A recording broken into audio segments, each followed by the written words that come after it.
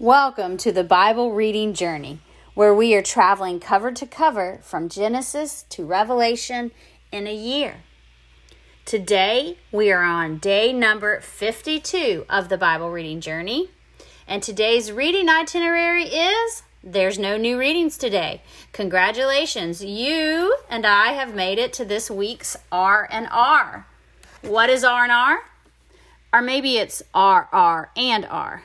It's a day to read or catch up on missed chapters, reflect on your walk with God, and refresh yourself with encouragement. We are learning our own lessons and our own wilderness experiences. Today's topic is lessons in the wilderness. Since our last R&R, we have finished reading Numbers and just started Deuteronomy. During this week's readings, we have watched the Israelites and their prolonged 40-year wilderness experience.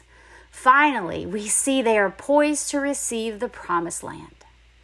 We read about the hard lessons of obedience, the fortifying lessons of faith, and the vital lessons of remembering the lessons you learn while in the wilderness.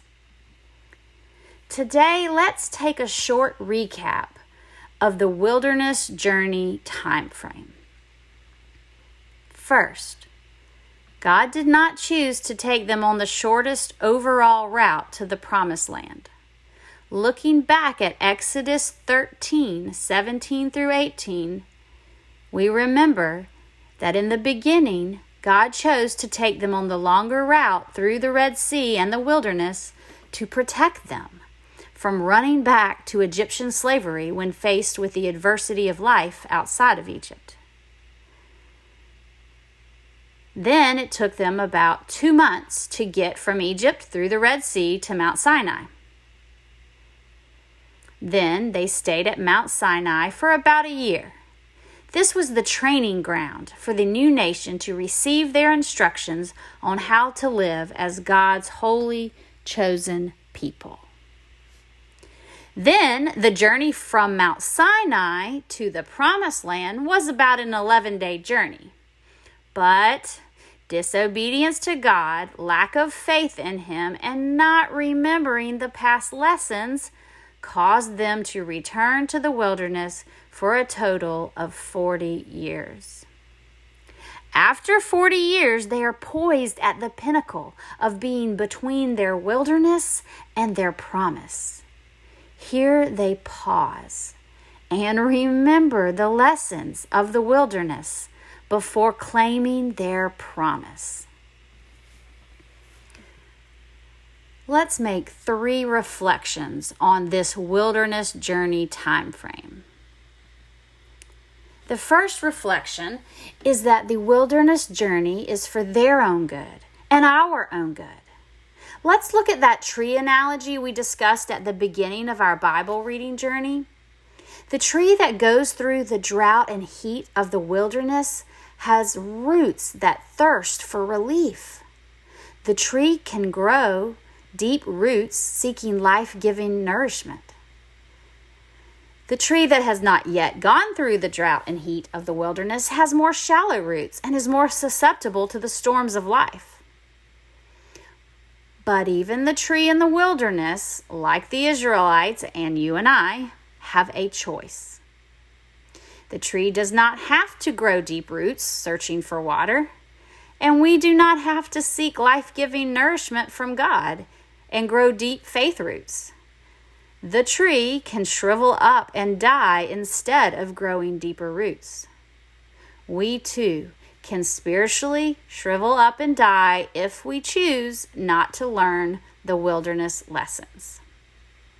The lessons in the wilderness can make us stronger if we choose to grow in God.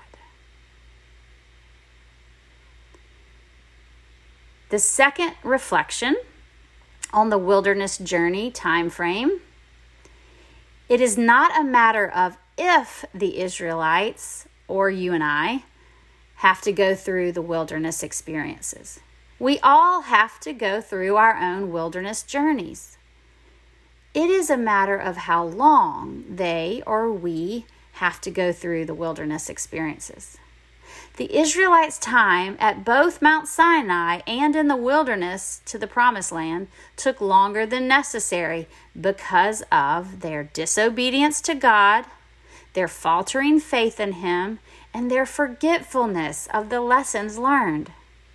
Can we relate?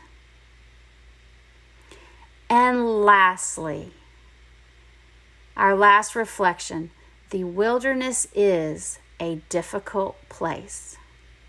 And let this encourage you. What appears to be just punishment, pain, and pointlessness just may be preparing you for a much bigger purpose. We close today's reflections and encouragement with James 1, 2 through 4. This is the New Living Translation. Dear brothers and sisters, when troubles of any kind come your way, consider it an opportunity for great joy, for you know that when your faith is tested, your endurance has a chance to grow. So let it grow. For when your endurance is fully developed, you will be perfect and complete, needing nothing. Okay, in our transcript text portion is some tips if you're struggling to stay on the journey, and who doesn't at times. So check that out. There's also a list of review of the past week verses of the day for your personal reflection and memorization. And there's also information on how to find us on YouTube, Facebook, and email. Happy travels. See you next time. This is Lisa at Lighthouse. God bless.